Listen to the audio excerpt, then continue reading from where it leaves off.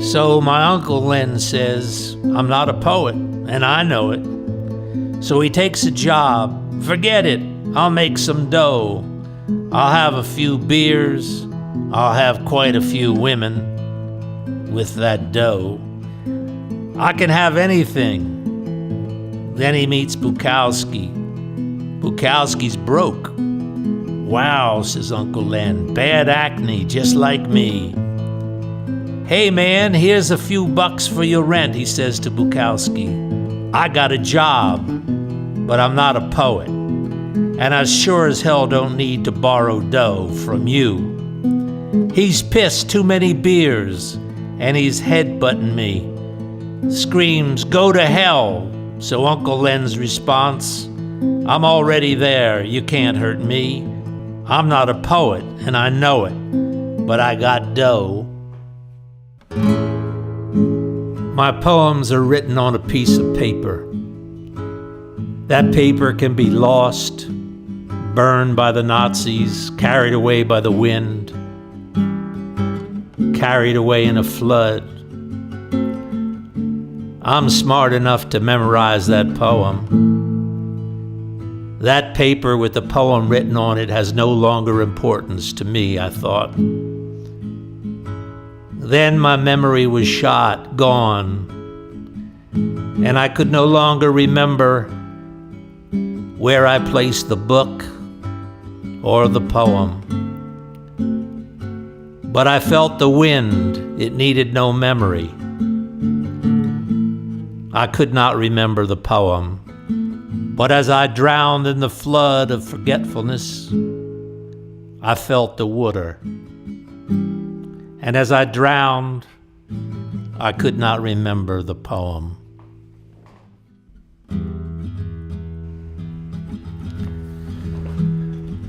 Why didn't you tell me? L'Hotel in Paris, Rue de Beaux-Arts, 1960s. Elegant room, tiger wallpaper, croissants and jelly. Your ass firm as the sidewalk below. You were a lot older, and your ass was loose as the blueberry jelly that we ate in Paris. But you still were my woman. I knew I was a fool. I was living in the past. I was living in the 21st century. I was a fool. What was it all about? A new iPhone? A blowjob in the front seat of a Ferrari in a garage somewhere in Beverly Hills? Cheating on a high school chemistry test? Or a college art history test? Or being abused as a child? Was it about being bullied or bullying? Of being loved or not understanding what love was? Of the frustration in speaking in other tongues so the voice was never heard? To die a million deaths while living as the cost of living rose. It meant a new generation of losers, with perhaps one a winner.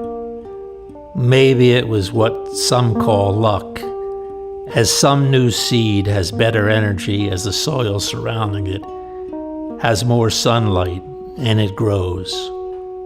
Forgetting the chemistry and the art history, the unfulfilling blowjob, and the iPhone that could not connect us to ourselves. I had this idea. I had it before, many times before. I had never been to a funeral. I'm 79 now. Never been. Right? No, wrong. I felt my heart in the car. I left my heart in the car. At the sidewalk outside, in the delicatessen down the street. Now I'm going to my own funeral. Am I sad? Right? Will I miss me? Wrong. I'm not sure. Why? Why? Because how will I find my heart if I never found it before? I hope it will be in the car, at the sidewalk outside, in the delicatessen down the street, in someone's idea they never had before. This was their first and their last, but alas, they will return hopefully to find their own heart.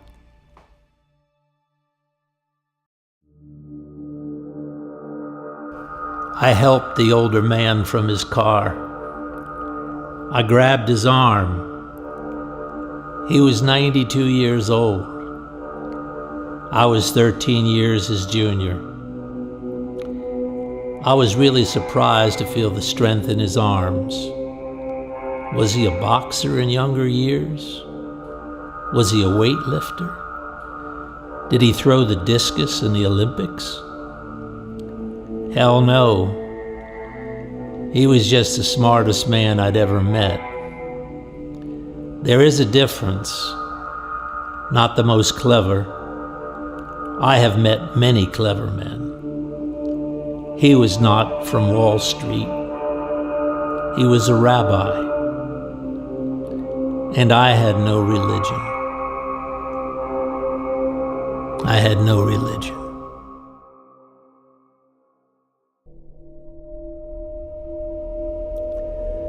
I hear their description on TV.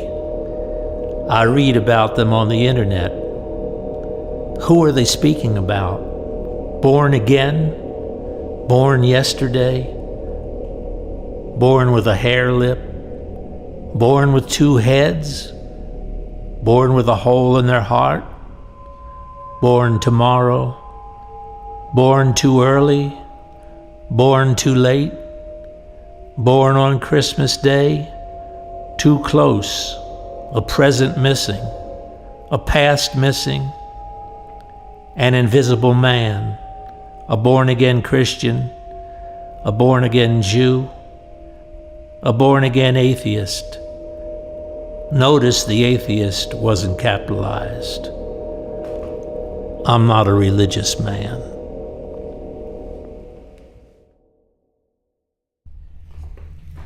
Uncle Len talks about his ugliness, his bad acne, his halitosis, his unfinished art, his empty life alone. Then he wakes and he says to himself, I am an artist. I'll forget the reviews. I'll forget the unfinished business. There is not enough time. I'll forget the smiles. I'll forget the cash in the bank. I'll forget myself.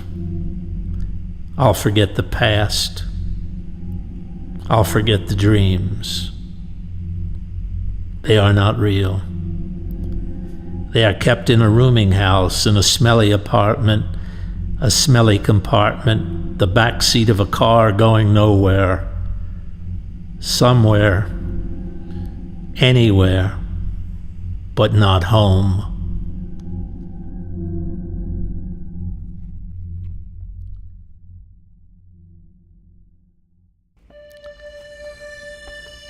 The leaves move slowly to the filter in the pool. The remains of the blue net lay shredded on the floor, blue like me, like the color of the pool's warm water, like the color of the blue sky holding the 747 above. But inside, the canvas lay in front of the artist who stared at the television's blue, empty screen, holding him up.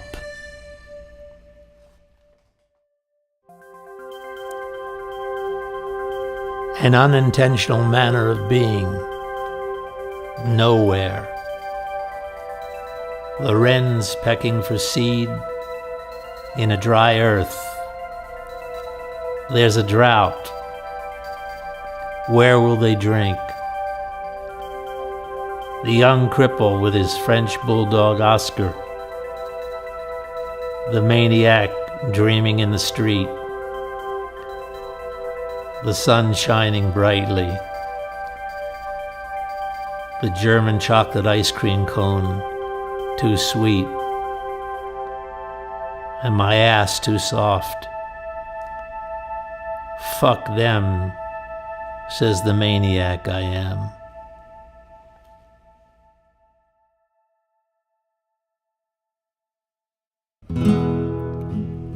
My youngest son is a student, a college of higher learning. I ask to see his transcript. He refuses. Why? Is he hiding something from me? His eyes aren't too good. He has a hereditary disease. I am suffering from my ancestors too. My father murdered, my mother demented, my inheritance, could it be worse? I had bad eyesight too. A loser, I am. All possibilities, but no foreskin. Don't circumcise. It destroys the man in him.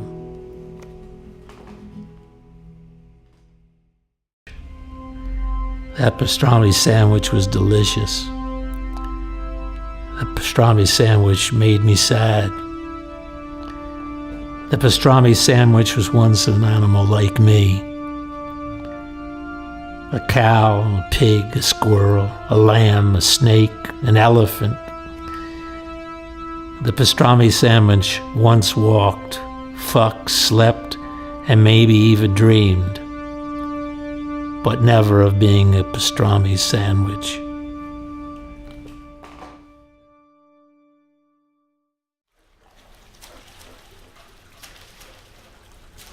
Beverly Boulevard, West Los Angeles, 2017. The skinny chick standing next to me. Skinny but tight. Her skinhead boyfriend with his I Love 99-cent t-shirt. What did you see in that Neanderthal? I saw her as she looked through my rear window, trying to find herself. Then she saw me. So what? There she is again.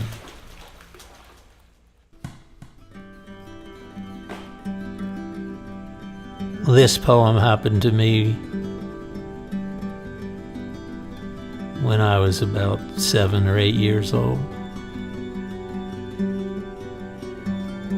My mother's always after me to eat. Her food's lousy. She chases me around the table,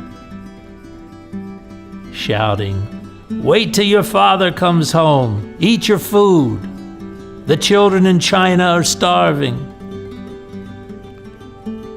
As she flips another dish at my head. Mother would be mighty proud of me now. I weigh 300 pounds. Money can buy you a big house, but money can't buy you a brain. Money can buy you a bimbo, but money can't buy you her love. Money can buy you a seat on the 50-yard line, but money can't buy you the courage to play the game. Money can buy you a first-class ticket, but money can't buy you class. Money can buy you the latest in fashion, but money can't make you proud to wear it. Money can buy you a trip to the moon, but money can't keep you from dying.